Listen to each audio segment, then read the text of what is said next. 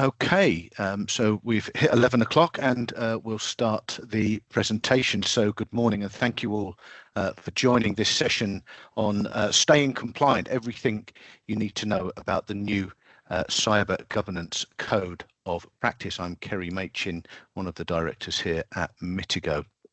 So the agenda for today is obviously we're going to go through the new Code of Practice to find out what it is, why it's been proposed.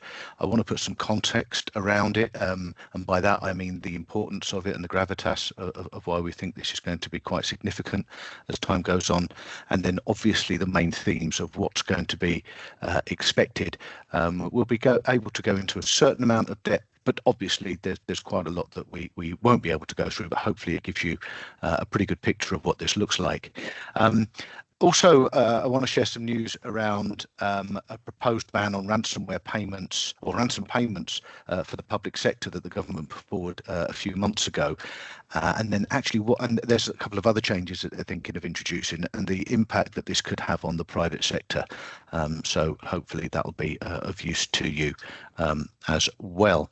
I will have some time for a Q&A at the end if anybody has any questions, but it would be easier if we could, as I say, just leave that until the end as opposed to joining before that. So you can type them in as we go along. That's not an issue. Okay, so what is the Cyber Governance Code of Practice? So it was introduced on the 8th of April this year. After just over a year of consultation, it began in January 2024. Obviously, we had a change of government which slowed things down, but DCIT decided they would continue with it, and the new government did want to adopt it with just a limited amount of changes, which was interesting. And what it does is it formalises the government's expectations regarding the organisation's governance of cybersecurity and sets out clear actions for directors, non-exec directors, senior leaders, if you like, board members of businesses, and what their responsibilities are in managing cyber risk. And just to give you a few statistics as to why this might be an important thing for them to do is according to the UK government's cyber breach survey of 2025, there were 8.5 million cyber crimes, actually in 2024, as it were. Obviously, the report runs a year behind, and nearly 8 million it was up from nearly 8 million the year before. 612,000 UK businesses reported a cyber breach, but in 24, as it were, and the average amount of downtime is about 3 weeks when it comes to a ransomware attack, although most of you will be familiar with what's going on in the very high profile attacks with Marks and Spencers and Co-op. And, while some of their systems, initially might be down for a small amount of time, the impact is going to be quite huge. And often with any ransomware attack, you'll see that the impact lasts months and typically not just weeks. And then Marks and Spencers recently reporting that their profits should be impacted by about 300 million as a result of the cyber attack. The average ransomware payment, according to the National Crime Agency, is £1.5 million. That has risen steeply over time. If you go back maybe 4 or 5 years, ransomware payments were generally not, or typically not as much as that. But unfortunately, businesses now recognise that paying might be a cheaper option than going through, the pain of trying to recover, and so and obviously more businesses insure themselves. So it's often more attractive to pay than not to. But here's the kicker: 83% of businesses have not carried out a cybersecurity vulnerability audit, and about 80% of businesses don't have any form of formal cyber incident response plan. And that really is the problem that the government are trying to solve here, because unfortunately this is a board problem. This has to be led by people at the top of an organisation, and very often, and certainly what we find, and it's no surprise that the survey finds it, is that it's left to IT to deal with it by most companies, because obviously, you'll have things like antivirus or endpoint protection and firewalls and things like that, and multi-factor authentication.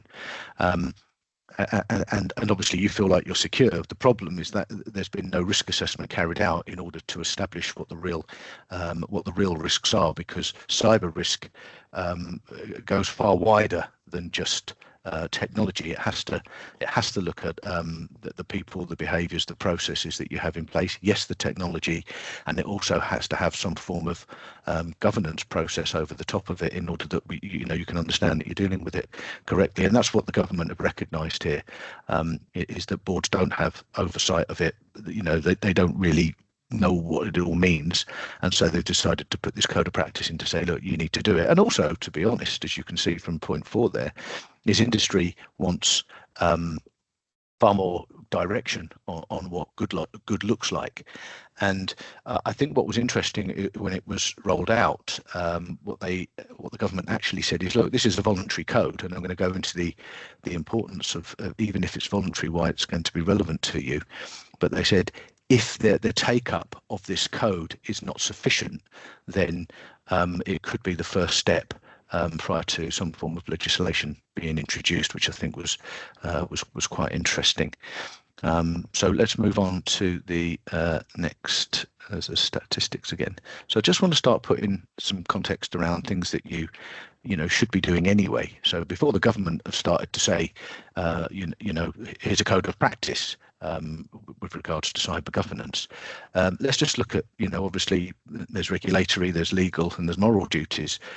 So as sets of chambers, you'll have and as barristers, you'll have regulators, BSB. There'll be obviously client confidentiality and keeping information secure, but also under GDPR, more broadly, and I've got a broad summary there of Article 32, you are expected to conduct a risk assessment of the security of data that is held.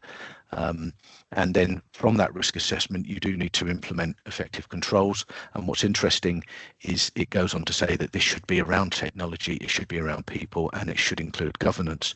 Again, what that's starting to, or what that suggests, is it's not just a technology thing. And I think one thing that people might find interesting is when we deal with cyber breaches, typically the firms are only relying on IT for their cyber security, and nobody has carried out any form of risk assessment in order to understand where the greater or broader threat lies, and therefore they have unidentified risk which is not being controlled.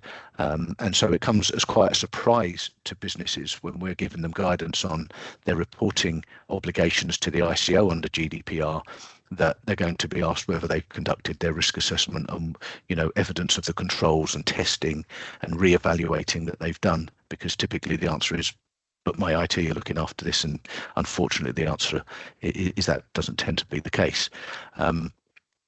So and why is that? Why are IT not looking after it? Because we're different disciplines. Cyber risk management and IT are very different. IT make things work. Cybersecurity analyzes, or cybersecurity risk management analyzes risks, and then works with organisations and IT firms to put the correct controls in place. Some of those will be obviously around policy. Some of those will be around technology changes and configuration changes. But also you have, I think it's pretty obvious, you have a moral and commercial obligation to get this right. You need to be operationally resilient. We don't really need to say anymore when we start to see things like M&S in the news, which I've already spoken about. But if you're not resilient, that's going to cause you a problem. It's going to cause a problem with your reputation, but also internally it can cause problems with the staff. And then obviously with your clients as well. And obviously we've seen in the world of chambers, we've seen some high profile breaches over time, to MSPs, managed service providers, IT companies, not just chambers, but they've had massive knock-on effects throughout the supply chain as well. So sometimes, it's not just about you, it's also about the firms and people and clients that you interact with also. So it's only voluntary, and I wanted to cover this point off because, why should I bother doing it? Well, obviously, I've just spoken about a couple of other reasons why you should do that. But what I think is interesting is there are other voluntary codes that exist as well. So we've obviously got Cyber Essentials. Some of the sets on here may have or be aspiring to become Cyber Essentials or Cyber Essentials Plus certified. ISO 27001, so information security management is another route to go down. The National Cybersecurity Centre issue guidance on what businesses should do. There's NIST. And the point here is that when it comes to regulation and enforcement, voluntary codes are always taken into account when people like the ICO are making judgments against organisations. And just to put, as I said, a little bit of context around this, and I've got two examples, one which was from a few years ago and one which is from this year. So the Tucker's law firm in London, they had a ransomware attack.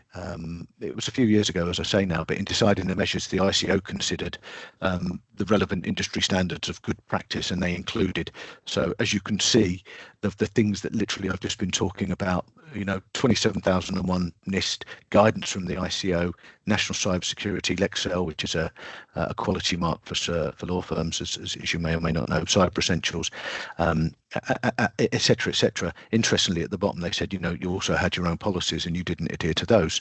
So what they're expecting is businesses to be going out and seeking information about the things that they should be doing in order to make sure that they're remaining secure. They also then referred to regulatory codes, and certainly Tucker's been a law firm. They looked at the SRA standards and the codes of conduct there. I won't read the numbers out. You can do that yourself. But the code of conduct suggests or states that there should be effective governance structures, systems and controls, keeping up to date and and complying with legal obligations. So it's a legal obligation to do these things. Certainly if you look at GDPR, identifying, monitoring, managing material risk, safeguarding money, and the interesting thing is it's all about an ongoing process. It's not a one-off thing that you should be doing. Why is it not one-off? Because you'll change as an organization.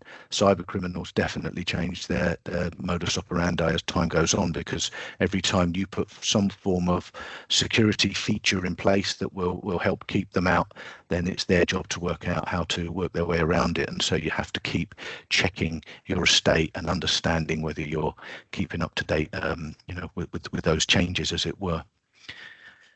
One that was a little more recent was Advanced Computer Software Group. So some of you may be clients of Advanced.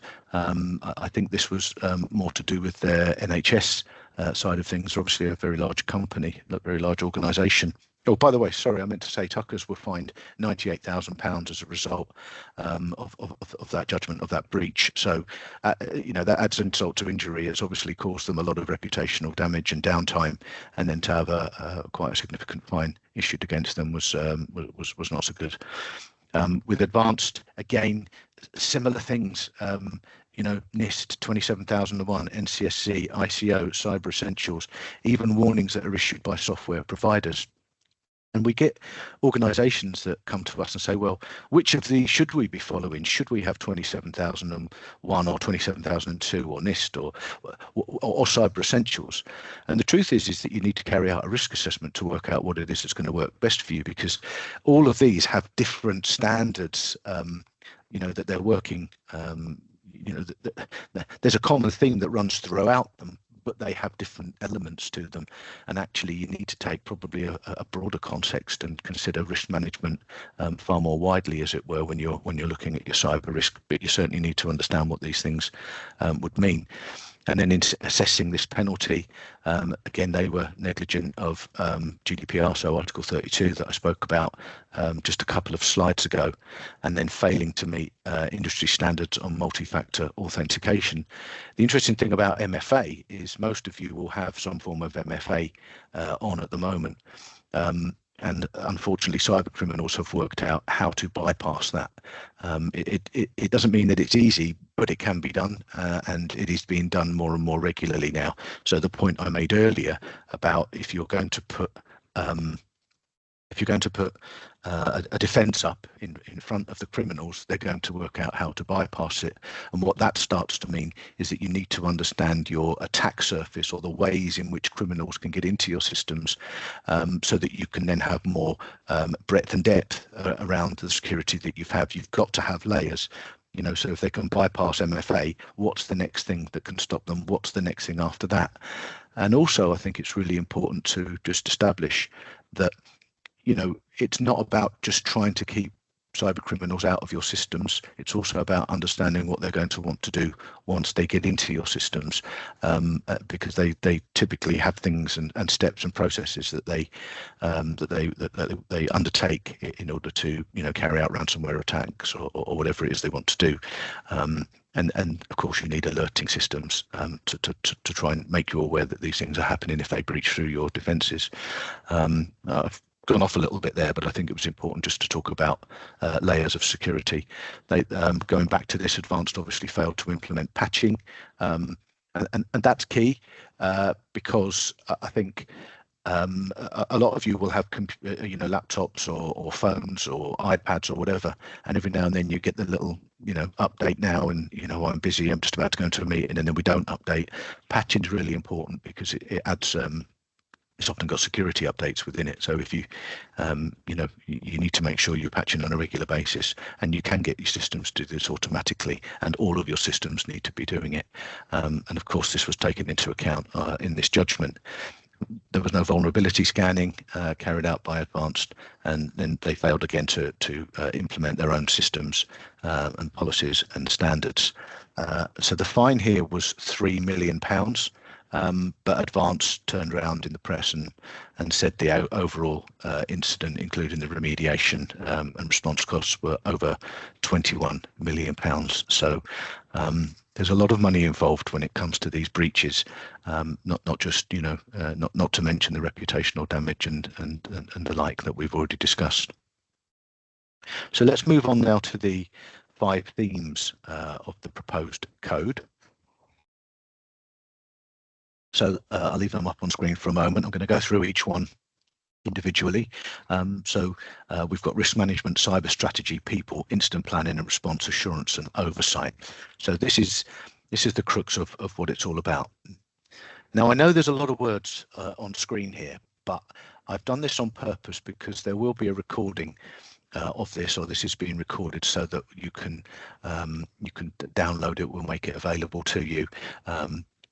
Or if you want a copy of the slide deck afterwards, you can mail me separately, because we want it to try and be as helpful as possible. So to start to go through it, so risk management, the theme that goes through the whole thing when you look at it is the government's use of the phrase gain assurance. It's everything. How are you going to gain assurance that these things are being done, and who's going to do it effectively? So number one, gain assurance that critical digital processes, information and services have been identified, prioritized and agreed. So first of all, who is capable of understanding what critical processes, information and services that you have? And remember, that isn't just technology. It's looking at the full process across it. So what are you looking at, and who's going to give you the assurance that you need that you've got that right? Number two, agree senior ownership of cybersecurity risks and gain assurance they are integrated into the organization's wider risk management and internal controls. So this is the very essence of the code. It's saying that the leadership team, so depending on the setup of your chambers, it could be Mancom, could be the IT committee, it could be, or it could be the chief exec. As I say, it depends. But you've got to say, right, I'm taking ownership of this. This is a part of my risk register, and these are the things that we are going to do. And there should be visibility of that as we go through. You'll see that there's more clarity about that. And then you need to establish what level of cybersecurity risk is acceptable to you. Now, I think this is a really important part of it, because there's always risk. You have to recognize there's always risk. As long as we are human beings and we use some form of technology that connects to the internet, that connects to data, criminals are constantly trying to get in to those systems. So what's acceptable risk? Who's capable of determining what is acceptable to you? And I think more important, who's capable of being able to talk you through it and telling you the ramifications of saying, well, we can go down this route, but it means this, or we can go down this route, this might be safer, but it gives you more hoops to go through. And so you need to be able to make informed decisions about that. And we find quite often with organisations, because they haven't carried out a proper risk assessment, that they really don't understand what form of risk they've got. Therefore, they can't deem what's acceptable and what's not. And what you end up with is uncontrolled risk, and therefore you have vulnerability. Number 4, gain assurance that supplier information is routinely assessed and proportionate to their level of risk, and that the organisation is resilient to cybersecurity risks from its supply chain and business partners. So let's take an example. A lot of you, or many of you, will be aware of the CTS breach, which was 18 months ago, November 23, I think it was. CTS, a MSP, managed service provider, to quite a lot of chambers and law firms, part of the supply chain. And were the organisations, their clients, asking them what their cybersecurity setup was and how they were looking after their data? Did businesses, did sets of chambers consider what it would mean to them if that went down? And the ramifications of that, because obviously there's quite a lot of people that weren't able to work for quite a significant amount of time. And so if your MSP goes down, then we know we've got a big problem. So as in the supply chain, then their level of risk is quite high. However, it could be that you're working with another third party, and when you carry out that assessment, you deem it that it's not quite as risky. But I think it's important to understand what questions you should be asking, and then what to do with the answers that you get from them. What does it actually mean? Number 5, gain assurance that risk assessments are conducted regularly and that risk mitigations account for recent and expected changes in the organisation, technology, regs, and wider threat landscape. This starts to tell us a bit more about the fact this isn't an IT. This isn't a job for your IT team. Your IT team don't understand the way in which you're regulated. They probably won't be conversant in what's required from a GDPR perspective, when it comes to the risk assessment. And if we go back to the government's own stats, 80%, 83%, I think it was earlier, of businesses are not conducting cyber risk assessments, and this is saying that you have to do risk assessments. And what's more, it's suggesting that they're regular, and by regular, a risk assessment will tell you how often you should do it, but a good rule of thumb would be at least annually. So then we move into element B, which is around cyber strategy. So it's to gain assurance that the organisation has developed a cyber strategy, and this is aligned with and embedded within the wider organisational strategy. So this is where you do need the ManCom or whatever it is that you've got that will work out how this fits into your overall risk strategy. And of course, you're going to need some guidance and some help as to, or potentially need some help as to how you fit that in. And again, is where do you get that from? Number 2, gain assurance that the cyber strategy aligns with the agreed cyber risk appetite and meets relevant regulatory obligation and accounts for current or expected changes. So this is linking back to the previous point around cyber risk appetite, and you getting the correct type of guidance of what is acceptable to you, understanding that, and then allowing that to take place. But as I say, it also does talk about regulation, and it talks about expected changes. Remember, over time, you will also change the type of technology you use, and as you do that, that needs to be considered, because if you add or change or delete forms of technology from your estate, that will change your security posture, and therefore it's important that you understand what that's going to mean. And obviously, if you don't have a form of governance that says, look, when we do that, we need to double check it, then you may miss something. You may have some unidentified risk as well. Number three, gain assurance that resources are allocated effectively to manage the agreed cyber risk. So this is interesting.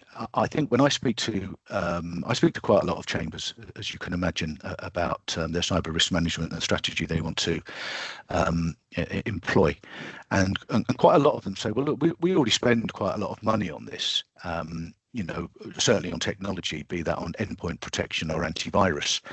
And their question is, it seems limitless what we could spend on this, and we don't really know whether we should spend more money. Our IT says we're okay. And the answer to this is, what process have you been through in order to determine that the solutions that you have are the correct solutions? Or is it that somebody has recommended it to you and it sounds like a good idea, so you've implemented it? And I would proffer that more often than not, it's the latter, that it seems like a good idea. I don't know too much about it, but it sounds like we should do it. And sometimes that's the right thing to do. But you've then got to work out, is it configured correctly in line with your actual risk, or has that technology just been configured out of the box as what might be deemed best practice? Because that doesn't mean then it's tailored to your risk profile. So I think it's important to say, if you're going to spend money on any form of anything with regards to cyber risk management or cyber security, go for the risk assessment phase, understand what your problems are, and then get good advice on what it is that you need to spend your money on. Because if you do that, what you'll find is that it's not a bottomless pit that you need to be spending. You can identify your risks, you know how to manage those risks, you've ticked the box, move on. You then do it again a year later, you make sure that you know what's going on. I'll come on to assurance, because you need a bit more assurance than just the annual check, but I'll come back to that. But I tell you what we do see is, we do see a lot of firms throwing money at things they don't need, because they didn't understand the problem. Therefore, what seems like a good idea, is either duplication or is sledgehammer to crack a nut sometimes. So it's definitely worth going through that process, just to gives you peace of mind if you get it right as well, right? Number four, gain assurance that the cyber strategy is being delivered effectively and is achieving the intended outcomes. So this starts moving into assurance and testing the effectiveness. Certainly, it shouldn't be your IT company, because generally their specialism, as I've already talked about, is IT, it's not cyber risk. But even if they did know about it, they would be marking their own homework. So from a compliance perspective, that's not really where you should be going with this. So you do need somebody, and I would always argue that it should be somebody independent of yourselves, of your IT, so an external with the right expertise that can give you the assurance that you need, that you have identified your risk and that you're managing that risk effectively. So element C moves on to people. And this is really important. I find it interesting, not just with chambers, but other organisations that I'll speak to, where they struggle to get the culture right. And point one here is to promote a cybersecurity culture that encourages positive behaviours and accountability. And I think some people, struggle to get buy-in with it. I can promise you, if this goes wrong, it's horrific. It's just horrible. I've given you some of the ramifications of this going wrong. And so trying to get that culture throughout the organisation is paramount. How you do it, it's got to be from the top down. The board have to take ownership of this and say, this is important. And if we don't get this right, it could have serious ramifications on the set. And so that responsibility, is the voice at the top. And that's what this whole code is saying. Gain assurance that there are clear policies that support a positive cybersecurity culture. So many of you will have some form of cyber policies, behavioural policies and system policies. Have you got the right policies? Have you got enough policies? Are they covering the bases that they should be? Where are you getting that information from, and how are you keeping those up to date? Governance is about having policy, or partly about having policy, but it's about giving you that oversight to say, I've got this policy and I know that it's working and I'm checking it. And remember, if you look at both Tucker's and Advanced, the ICO found that they had policies and failed to see them through. Number three, undertake training to improve your own cyber literacy and take responsibility for the security of the data and digital assets that you use. So I think when it comes to any form of cyber risk management, I think education is paramount. I think, talking to people about the downsides of this going wrong, and then understanding the things that you can do to protect yourselves and the set are so important. And this, of course, is just pushing that through. So make sure that you do. You've joined today, so you have an interest and an understanding of it. But it's trying to get that all the way through the set as well. And then it says number four, gain assurance that you're using suitable metrics and that the organisation has an effective cybersecurity training, education and awareness programme. So if point three is train yourselves, then point four is let's train everybody within the organisation. And then, as it says, we've got education and awareness. I would then test that training. So we find sometimes with sets, we do cyber training. Getting the full buy-in is difficult, but I think again, top down, if you are one of the defenses of the set, i.e. you could click on something that comes to your laptop that connects a criminal through to your email account or through to a database, whatever it might be. If you tell people and show them what to look out for, then it gives them a chance.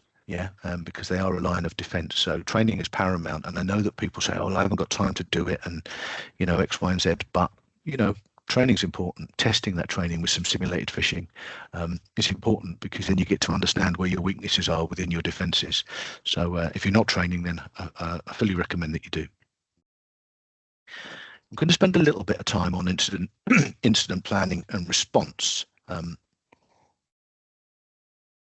This is element D, but then I'm just going to sort of pad this out a little bit just to sort of say, here are some of the things that you need to consider as part of incident planning.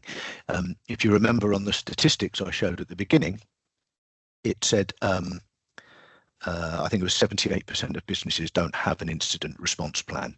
And certainly a lot of firms, even when they do have them, don't test them very regularly.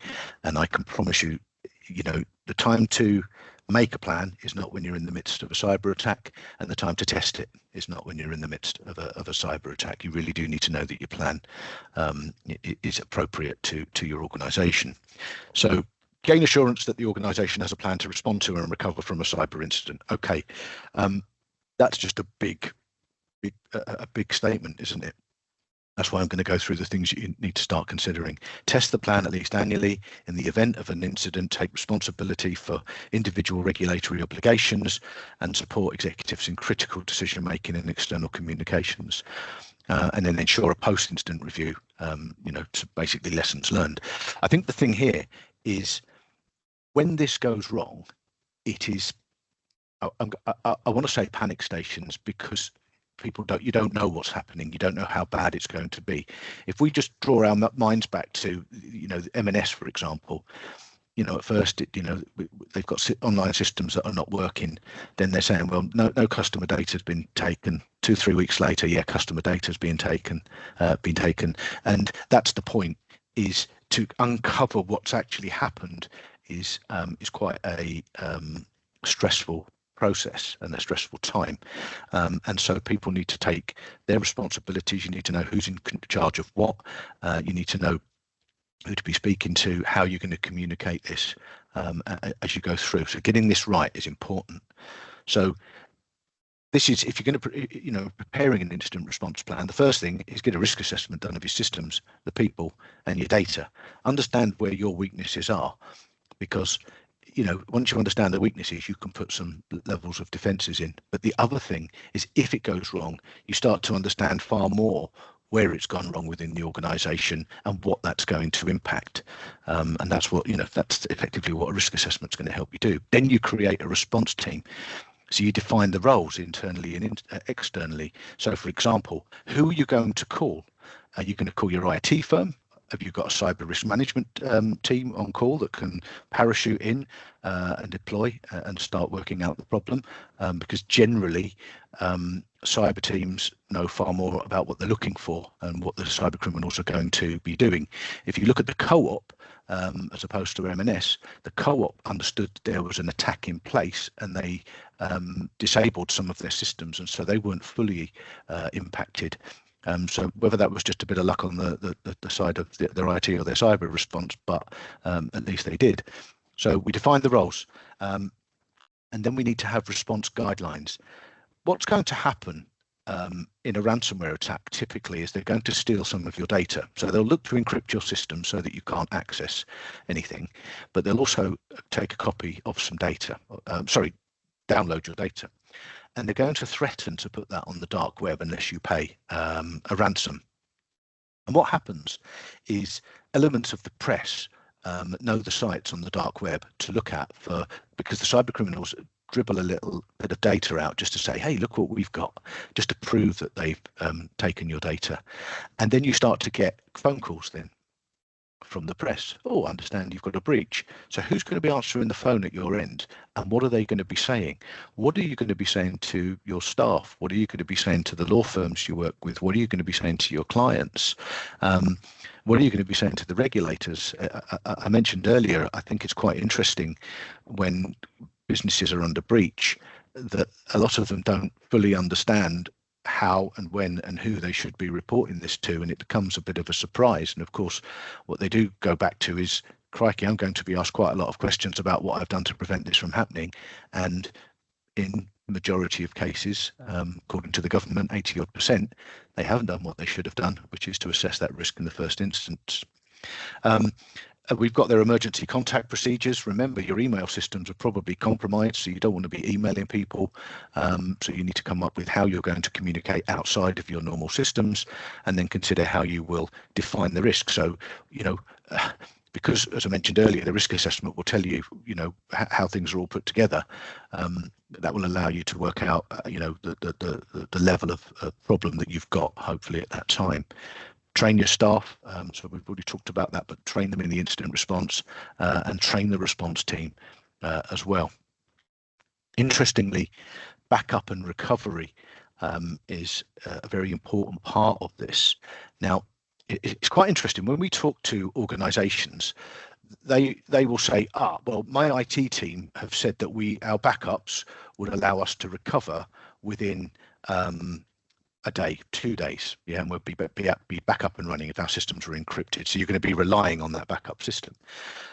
So more often than not, the backup is compromised as part of a ransomware attack. So the first thing is you need to gain some form of assurance that the backup will not be compromised, that it is secure in the background. But also what we find is that some organizations only back up data and potentially software, but they don't put system configuration into backup. What does that all mean? If you think about it, the data that you hold has to sit on shelves within your network. It's effectively a big warehouse, isn't it? And you need the shelving and the racking so that all the data knows where to go. If you only back the data up and then everything else has gone, and you try to bring the data back, you just have a load of data and there's nowhere to put it. So the backup needs to be configured in a certain way to make sure that you would bring the whole system back up. And we find that some organizations, not all, but some, haven't done that. And so it would be quite difficult for that to be a problem. And then, as you can see, understanding the location of the storage, ensuring the backups follow best practice in terms of frequency, protected copies, memory capacity. We've seen backups that have run out of memory and therefore they haven't got everything, that they can't get everything back, or it gets overwritten by encryption. It can be a bit of a nightmare. The number 6 there in your instant response plan is test it. Do a tabletop exercise. Will it take you time? Might it cost you a little bit of money? Yep. Is it worth doing? 100%. And then just in deployment, just to sort of talk through, that's the sort of steps we would sort of say as a basic, just to start coming through. Identification, so identifying, is this a real cybersecurity event? What has just happened? We get calls from businesses all the time. I think I've, the cyber criminals in my email account, or I've just clicked on something. At this point, we don't know what's gone wrong, and so quite often, we'll log in and we'll say, right, yep, you've clicked on something. nothing's happened, or no, you've clicked on something, this is going on, and you need to understand exactly what's happening at that point. We've had organisations that come to us down the line where IT have been dealing with it for a week or two. IT think that they've kicked out the criminals, and they haven't. And unfortunately, what that leads to is us having to deal with a problem that's two or 3 weeks old down the line, and they've been under attack, and data has been stolen because they haven't been able to effectively deal with stuff. Containment, certainly isolating the affected systems to prevent further damage. That's what the co-op did. But it's important to know what it is you're going to turn off and what impact that would have as you go through, and then eliminating the cause of the problem. That's not necessarily rectifying the problem going forward, that's just eliminated the problem as you're going through the deployment phase. And then obviously categorizing and reporting to start saying, well, what's gone on? And as I say, that can take time, and it's very difficult sometimes, because remember, cyber criminals cover their tracks very well as they're carrying out the attack. So to fully understand what they've accessed or stolen isn't often apparent. And then recovery. So you've got to get the affected systems back up and running one at a time. Make sure that we haven't got any threats remaining. And actually, it's interesting, if you have portals that you log into, third-party portals, sometimes these portals will not allow you to go back onto them until you get a clean bill of health from someone like a cybersecurity risk management firm, so someone similar to us. And then it's lessons learned. How do we stop this from happening again? So the cost can be quite significant if you do go through this, as you can imagine. And that's without you paying the ransom. Element E is assurance and oversight. So number one, establish a governance structure defining roles and responsibilities of cyber resilience at exec and non-exec levels. So, okay, that's pretty obvious. Establish formal reporting on at least a quarterly basis.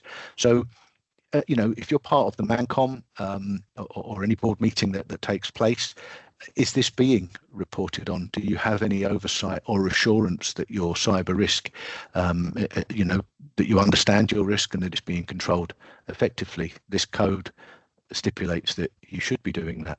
Establish two-way dialogue with relevant senior managers, so people need to be talking about it, and gain assurance that cybersecurity considerations are integrated and consistent with existing internal and external audit and assurance mechanisms.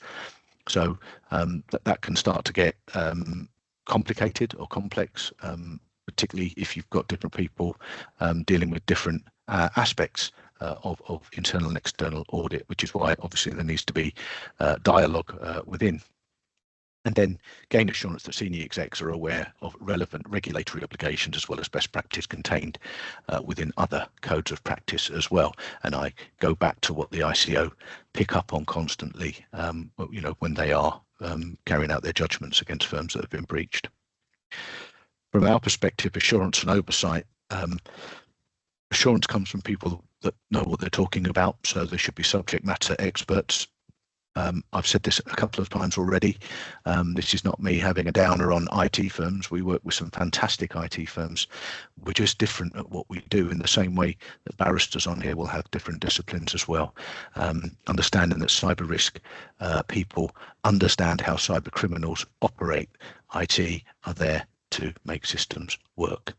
But then independence is, irrespective of whether IT are good at this, you don't want them marking their own homework. You need independent oversight to give you the right guidance. If you think about that, gain assurance that goes all the way through the entire code. So those are the 5 elements. And I'm now going to move on just to some proposals that the government brought out in January around banning ransomware payments. So the Home Office announced a UK government consultation on the proposal to reduce ransomware payments to cyber criminals from public sector bodies, including local government, owners of critical national infrastructure, so schools, NHS, councils, because you see quite a lot of these in the news. Schools get hit quite often, most in the NHS get hit, and so on and so forth. So that's the proposal, is that the public bodies won't be paying ransom payments. Okay. And then there are a couple of other things that they've included, a ransomware payment prevention regime.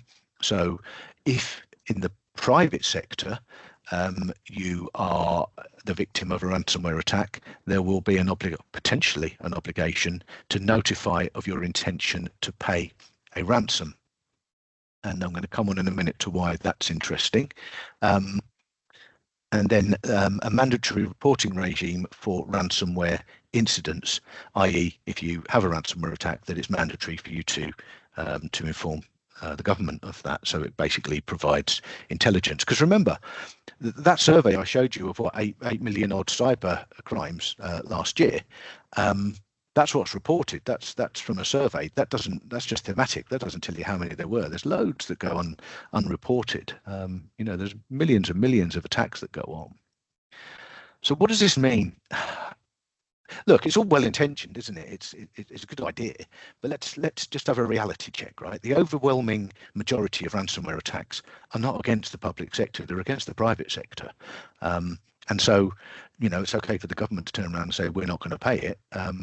Well, I don't think it's that relevant to when it comes to the private sector. And actually, does it result in a redirection of attacks against businesses in the private sector? Because the criminals are going to sit there and say, well, if I can't make money out of them, then I'll make money where I can. And remember, this is all about making money. When it comes to reporting your intention to pay a ransom, what if they turn around and say you can't pay? Because let's say there's sanctions against the geographical location of the cyber criminals. So let's say they're in Russia, for example, and the government say you cannot. And remember, a lot of firms pay ransoms because commercially it's better to do so. It's cheaper to do so. They can get out of the problem far quicker, and it will be far less costly. But that just comes down to whatever your own policies and guidance are around it. But if you've got that extra obligation of reporting it and you're not able to do that, that could be an even bigger problem. And then prevention of payments will not prevent cyber criminal gangs from capitalizing on data theft. So remember, they'll take your data anyway, and then they can slice and dice and sell that off. Data is very, very valuable for people. So I won't stop them doing that. And then I think here's one of the most interesting points of it all. I've talked today about ransomware and ransom payments, encryption of systems, stealing of data. Actually, the number one cyber attack that we see by a mile is not ransomware. It's email account takeover, or business email compromise, as it's also known. And what that is criminals getting into your email systems because we click on things that we shouldn't. And because we don't have the right technical defenses or alerting or security, because we haven't done a risk assessment, the criminals then can take control of your email system without you knowing that. They can start to build spoofed accounts that look like yours. They can start emailing for your clients to get them to pay money. They can steal your data. They can lead it on to a ransomware attack. But typically, email account takeover is where you're going to see more cybercrime than you are ransomware. It's just that ransomware makes the news because typically, we see it going into high-profile businesses, as we've been talking about. So, look, well-intentioned. Is it going to stop? No. I don't think it will stop cybercrime at all. You don't see many cyber criminals go to prison. They don't get held accountable. We see some of their websites on the dark web get taken down, and then they just spring up somewhere else because it's very difficult to locate these criminals, and they're making an awful lot of money in doing it. So just before we take some questions, the bottom line.